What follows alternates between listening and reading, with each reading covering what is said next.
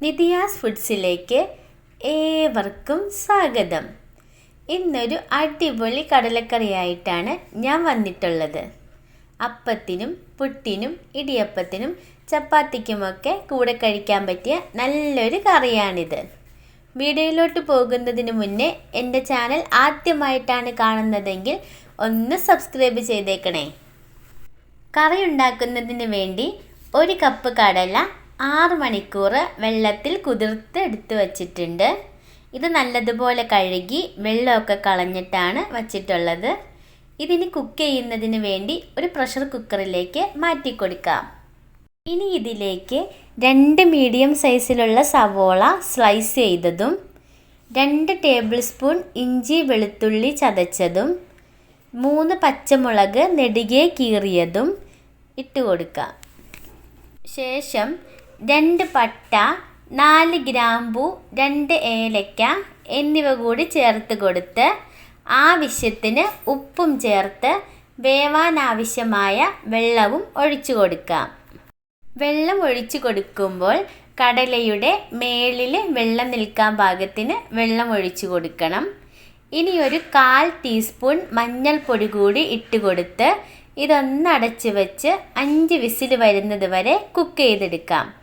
ആദ്യത്തെ ഒരു whistle high ഫ്ലെയിമിലും പിന്നീടുള്ള 4 വിസിലുകൾ മീഡിയം ടു ലോ ഫ്ലെയിമിലും ഇട്ട് വേണം കുക്ക് ചെയ്യാൻ. കടലയൊക്കെ കുക്കായി വന്നു കഴിഞ്ഞാൽ ഇതിൽ നിന്ന് കുറച്ച് കടലയെടുത്ത് തണുപ്പിച്ച് ഒരു മിക്സിയുടെ ജാറിലോട്ട് ഇട്ട് കൊടുത്ത് ഇതൊന്ന് അരച്ച് പേസ്റ്റാക്കി മാറ്റി വയ്ക്കാം.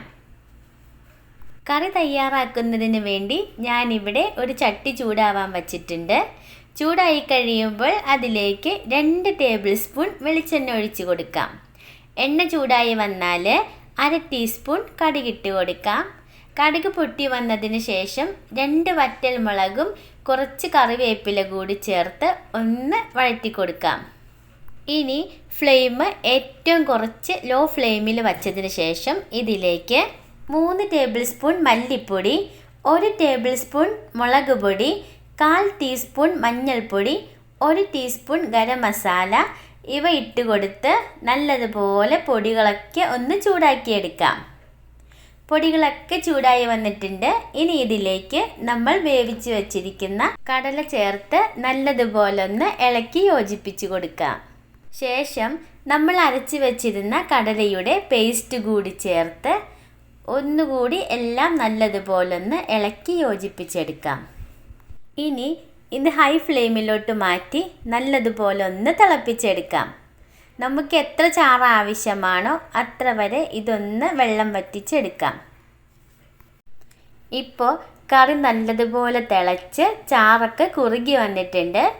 ഈ സമയത്ത് നിങ്ങൾക്ക് ഉപ്പ് നോക്കിയിട്ട് ആവശ്യമെങ്കിൽ കുറച്ച് ഉപ്പ് കൂടി ചേർത്ത് കൊടുക്കാവുന്നതാണ്. ഞാനിനി ഫ്ലെയിം ഓഫ് ചെയ്യാണ്.